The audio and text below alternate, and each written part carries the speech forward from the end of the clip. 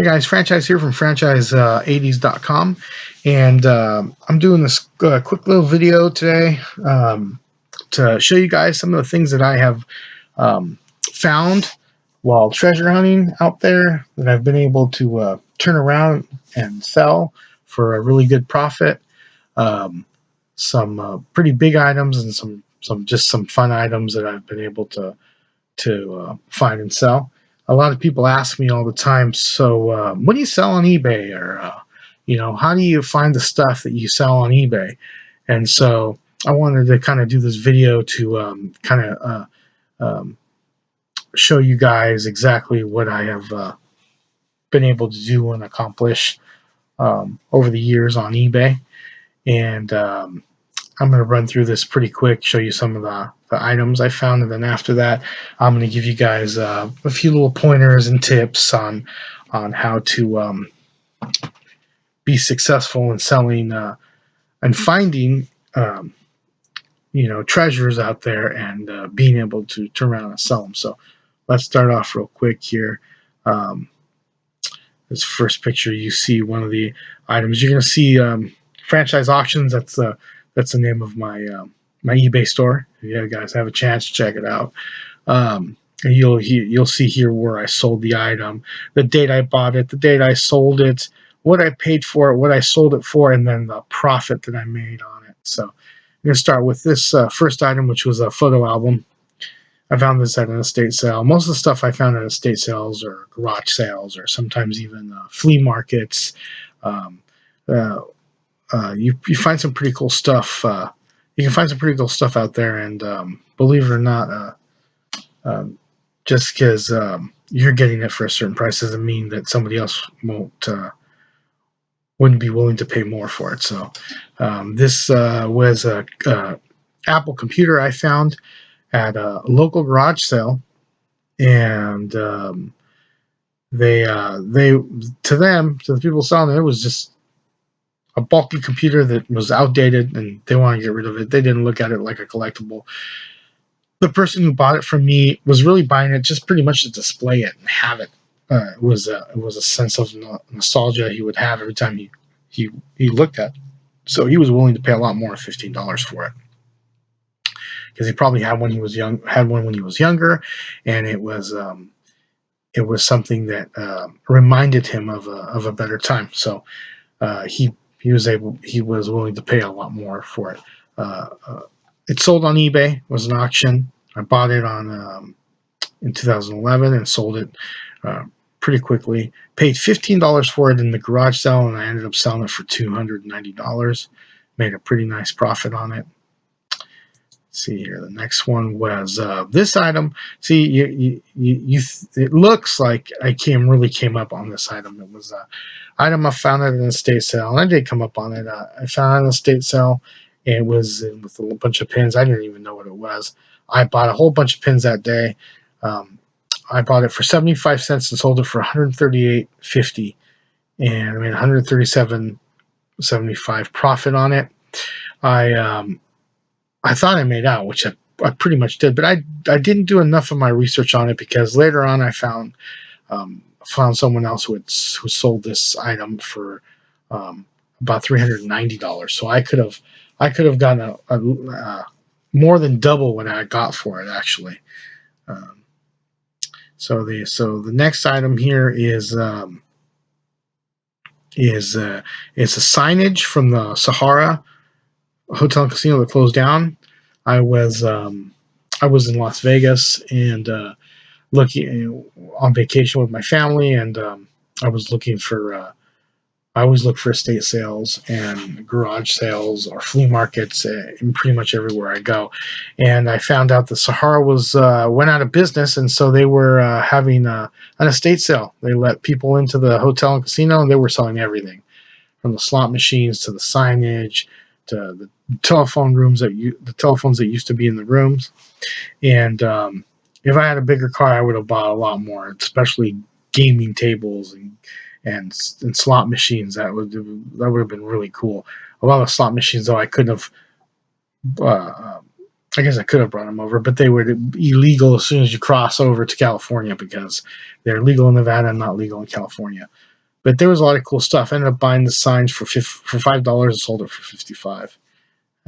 See the next item. Another sign from the Sahara, same thing.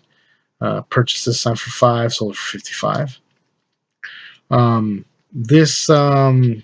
This was a booklet, like blueprints from for the Olympic Games that were held here in the 80s, and it was something that I picked up at an estate sale. Paid $5 for it. Ended up selling it for 110. This was an auction. I put it up for auction for 90. I started the bid at 99 cents and ended up selling for 110. I was pretty surprised. Another cool item is the action figure I found at a flea market. This was cool. I found a couple gold medals, or this was a bronze medal. This was at an estate sale as well, and they were selling boxes of junk pretty much. You couldn't really look into the boxes. It was, you could buy each box for $20, and then whatever was in there was in there. And they didn't even search through it. There was so much stuff at this estate sale that, they just started selling things by the box, and they quickly would look through it. And this was a box of old stock certificates that I purchased, and because some people collect old stock certificates. And when I was looking through the box, right at the bottom underneath all the papers were a couple medals, and they happened to be the bronze and the gold medal from the 1980 Olympics, which the United States boycotted. So they didn't even participate in those Olympics that were in Russia. And so the United States, they decided to make medals for the participants that ended up staying and had like little mini Olympic games here at home. But these medals, it was pretty cool because they ended up being real. I took them to a authenticator and had them authenticated. They were real. Was shocked. I paid $20 for the box, and I ended up selling just this one medal for $2,000, and made a huge profit on it. The other medal was also as well. The Etch-a-Sketch, an original Etch-a-Sketch. I had a garage sale for $3. I ended up selling it for $48.50. Another garage sale item, G.I. Joe vehicle. Paid $1 for it with the box. I couldn't believe it. They obviously didn't know what they had there. Voltron. When I was in Vegas again on vacation, I went to a toy shop there. Actually, the toy shop of the expert. I don't remember his name, but this guy was the expert on Pawn Stars. He was the toy expert, and he would be the guy that Rick Harrison called in to ask his opinion on toys and the prices of toys. And this guy, he opened up his own toy store in Las Vegas, close to Pawn Stars. And so I went in his toy store because I'd seen him on TV just to see kind of what he had. And he had his Voltron there, and not that much of an expert because he didn't realize how much it was worth. He ended up selling. He sold to me for $80, and I ended up selling it a few months later for $355. So that was pretty cool. This was the other medal. This was the gold medal. This one sold for $2,400. Paid $20. Really, I only paid $10 because the other one was $10. It was $20 for the box, and both medals were in the box. So, Hallmark ornament. This was a really rare Hallmark ornament. I bought a big box of Hallmark ornaments at a garage sale, and I started doing my research on all of them. Most of them were $10 to $15. I paid $1 each for the Hallmark ornaments. I bought about 25, 30 of them that day. And most of them were worth about anywhere between $4 and $10 and $15. But this one was worth almost $100. This was selling for over 100. Some of them on eBay. I was pretty shocked. I don't know why. You'd be surprised. A lot of things just end up being worth a lot of money because they're limited print or the demand is really high on them and supply is really short. That's the whole thing, is demand and supply, you know. The next thing is Pokemon cards, or no, Magic the Gathering cards. These Magic the Gathering cards, I sold this whole lot of them for $110. Paid $10 for them also at a flea market. I bought this on eBay for $57. I won an auction. I cleaned it up a little bit, and I still had the box here. I don't show the box in this picture, but it still had the box. And the box wasn't in great condition, but it was cool enough to fetch $385. That was pretty cool. I miss it, though. I wish I still had it, because I love collecting toys from the 80s, and that's missing from my collection now. This was great. I'm a huge fan of LeBron James. And I bought when he first came, made it into the NBA, and his first cards were coming out. I went to a comic book store near my home called Amazing Comics, and I bought a bunch of boxes, Fleer Ultra boxes, to try to get a LeBron James rookie card, and I got one. Not only did I get his rookie card, there was 3 you can get: the regular rookie card, the gold medallion rookie card that was limited to only 500 made in the entire world, or the platinum medallion, which was limited to only 100 made in the entire world, only 100. And I opened the pack, and I got this one, the platinum medallion. It was numbered 71 of 100. This one, actually, I'm sorry, was numbered 67 of 100. I have a story about the 71 of 100, which I'll show you later when I come across it. But this card this card, I actually purchased this card on eBay for $276. There, I won the auction, and I ended up selling it for $2,000. This was the second card. This was the second time I sold this particular card on eBay. This is card number 65 of 100. I'm sorry, 65 of 100. The original one I got from a pack, which I only paid $10 from the pack at Amazing Comics, and it was 71 of 100, and that was the first one that I ever sold.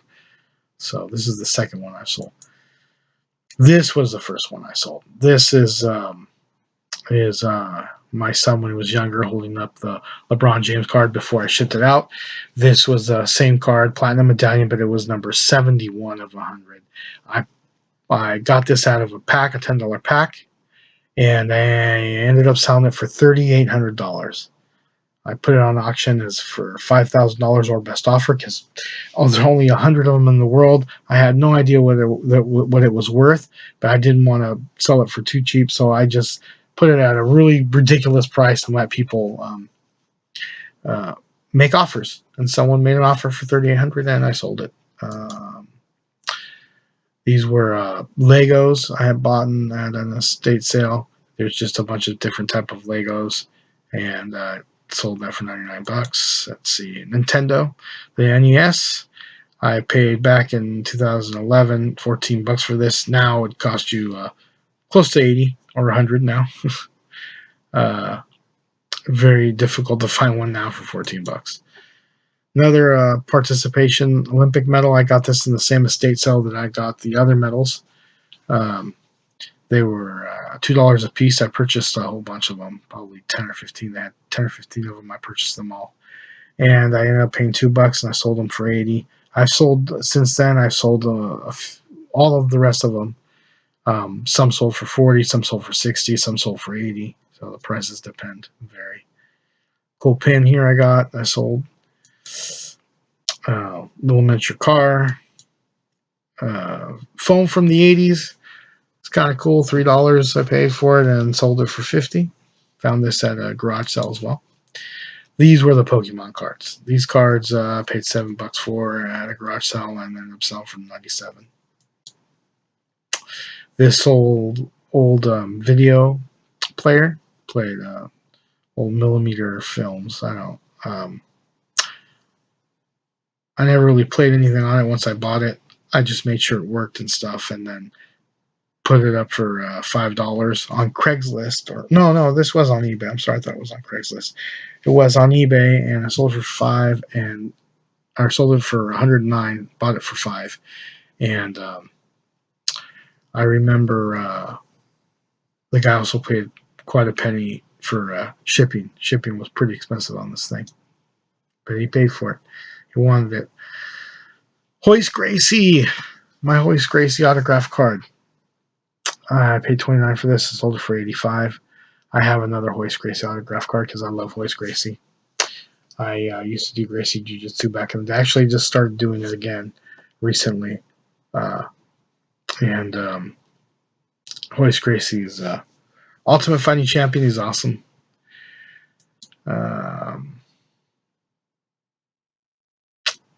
Deck of cards from the Sahara.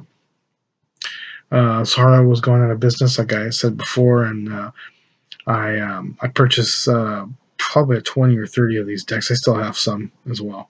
They ended up being 80 cents a piece, and sold them for $17.46, and I sold some other ones for like $10 or $11. A phone from the room of the Sahara, inside the room. They were selling these for $1. I missed about 30 of them, and I've sold all 30 of them. I think I only got one left, and they sold anywhere between $25 to $40. I've sold these. This one in particular sold for $27.48. Now, why would somebody want a phone from the room at the Hotel Sahara? Well, it was just memorabilia, something that they have. Maybe they stayed there and they wanted something, that reminded them of the time that they went on vacation to the Sahara. I don't know. What makes it is the logo there. Anything with a logo, with any type of branding, if it's successful, even if the companies go out of business, it transitions from a company. When a company goes out of business, a lot of times that logo, if it was a historic company, will transition from being a business into being a collectible. People collect a lot of items from old companies that's gone out of business. This is also true in the airline field. Items that have the Pan Am logo on there, the American Airlines or TWA, they go for a good amount of money, and they're highly sought after too. They usually sell pretty quick. So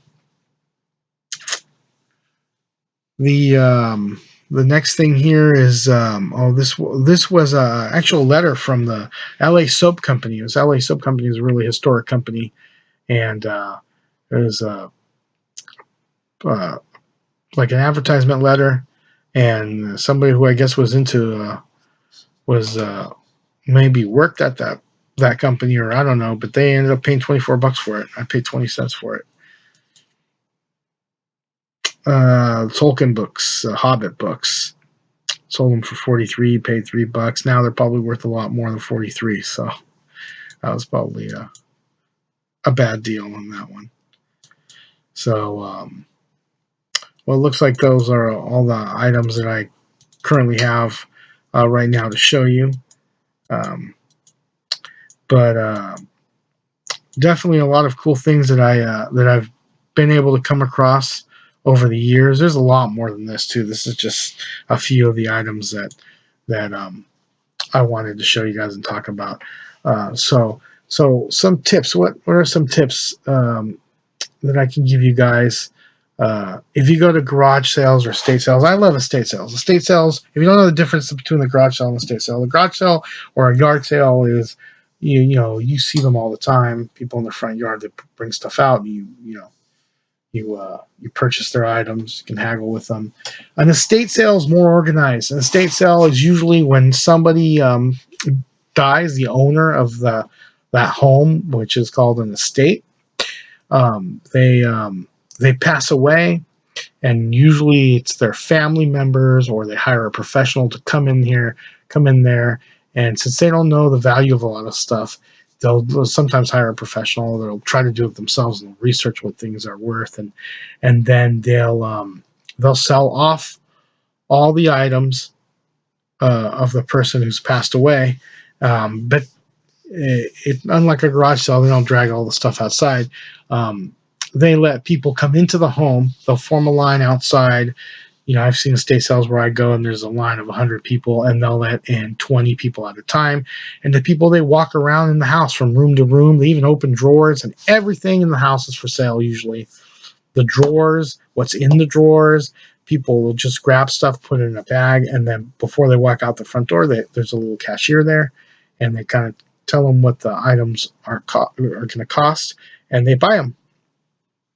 Estate sales are one of the best ways to be able to find treasures out there. That's a great way to pick, is going to estate sales and garage sales, and then also flea markets. Also, what a lot of people don't realize too is you can even make money going to places like picking out places like department stores or Walmart. Walmart's a big place. Toys R Us, because there's always things that are items that are priced at a certain price that's lower than what people are willing to pay for it. Some items are hard to find, and you walk into a Walmart and you happen to find it, so you purchase the item for I've purchased action figures for $9.99, and I find that the particular action figure is hard to get, and it ends up selling for $30 or $40. It's a quick turnaround. But if you're going to go to estate sales and you're going to go to garage sales, you should do your homework. Know what you're looking for, so you don't buy something that's not really going to sell. My general rule of thumb is that I usually purchase things that I wouldn't mind being stuck with. So I'll buy things that I wouldn't mind collecting. A lot of times I'll buy, items that I collect. I'm into 80s toys, so I'll look for toys from the 80s, because if I don't sell them, or I end up buying them and I was wrong and they're not worth what I thought they were, I'll just keep it and display it in my collection until it becomes worth for me to sell it.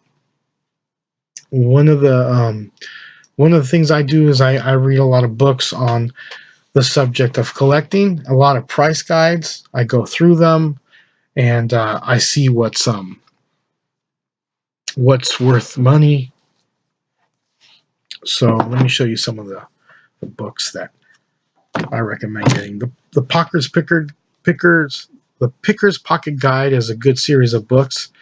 They have a whole bunch of books on different subjects. Here's one.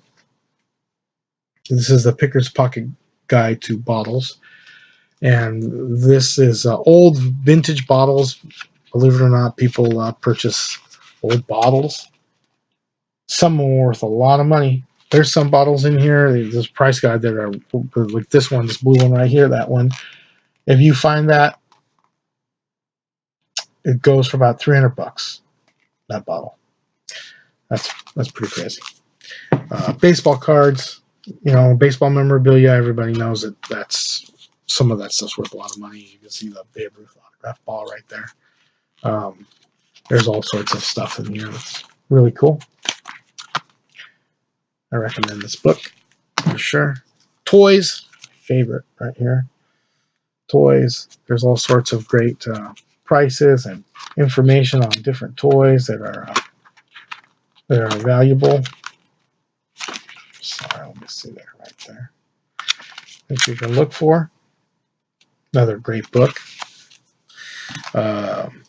This one's just solely on Star Wars toys, because Star Wars is such a huge collectible market for Star Wars, especially vintage Star Wars toys. And this is a really cool price guide. And these price guides are meant to go with you. They fit in your back pocket. They're a quick reference. I know a lot of people, you can say, well, I got my phone. I can search on eBay. And that's a good way and a great tool to do it. But these books like this, they're so specific that You go through these books and you read them, and you start becoming an expert. Where pretty soon you don't even need these books. You just the naked eye, you can just tell what something's worth. I can go to an estate sale and I can look now, and I'm like 90% correct on the things that I purchase without even looking at any of the books. It's another one on signs. Another big collectible market is different signage from, like I said, from companies that might have gone out of business, or maybe some of them are still in business, like Coca-Cola and Pepsi and stuff. There's a lot of Coca-Cola collectors out there. This one here is on comic books. Comic books is hard. It's a hard collectible to make a profit on, because most comic books, they don't go for very much. You will find some, though, that are worth a lot of money. When they're worth money, they're worth a lot of money. Comic books that usually have something major that happens in the storyline, or an introduction to a new character. Those are the comic books that are worth the most. A significant storyline. So, for instance, there's a bunch of Superman comics that they're a dime a dozen, right? But the Superman comic book that was the first appearance of Lex Luthor, or the first time that Lois Lane, or the first time that Jimmy Olsen, or maybe not Jimmy Olsen, but Lois Lane, Lex Luthor for sure, came out in those comic books. Those comic books are worth a lot as compared to some of the Superman comic books that go for $1 or $2. The first appearance of Lex Luthor is probably worth a lot of money. First appearance of Superman, Action Comics #1, that one recently sold for over $3 million for a comic book. That's insane. So there's a lot of money in collectibles. The people might think, oh man, this guy, he's got a bunch of toys. They're not worth a lot. But they are. Toys are worth a lot of money. There's some toys that outperform gold. I've seen some toys that have gone up in value so much in 10 years that the price of gold hasn't gone up that much. It's crazy. The Superman comic book's a perfect example of that. And that comic book came out in the 30s, and at the time it came out, it was worth 10 cents. And now it's worth over $3 million. So it's just crazy. Another great book that I recommend is this one right here, Miller's Antiques Marks. This is a great book to have if you buy any, like I said, bottles, or if you buy china, or if you buy any type of metals, anything that has a marking that you may not be able to identify. This book has all sorts of markings, and they tell you what the markings mean, what companies put them out, and what they're worth. How to identify certain things. Because there's some things where you may not be able to find them on eBay because you don't know what they're called. You don't know who made them. So this book has more than 6,000 markings to identify silver, ceramics, glass, and other treasures. And you might have something that's worth a fortune. You don't even know it because you don't know what the markings on it mean. So, and you can't just Google something like that. It's very difficult to find it on Google. So you just pull up a book like this and you start looking for the marking, and you come across it, and boom, now you know what it's worth. So anyway, thank you very much for watching this video. I hope it was informative, and if I can give some more advice, I would encourage anyone who's watching this video who wants to buy and sell on eBay or anywhere else to just go out and do it. Don't let anybody tell you you can't do it, because you can. You can make money doing this. You can be successful doing this. You follow your passion, and usually if you're passionate about something, and you do your homework, and you work hard at it, you can achieve your goals, and it's a lot of fun. And at the very least, you can grow your collection. It's a great way to grow a collection as well. Some people might want to do it for money, but other people might want to do it just because they want to grow their collection without having cost a lot of money. I've done that over the years. Where I've been able to grow my collection, I'll want something really bad, and so what I'll do is I'll sell something that I have, and so I can purchase what I want to buy, or I'll purchase a lot of things because I want one of them. So I'll purchase 5 or 6 of them, and I'll keep one for myself and sell the other 5. Right? So then that pays for the one I kept, plus makes me a little bit of extra money.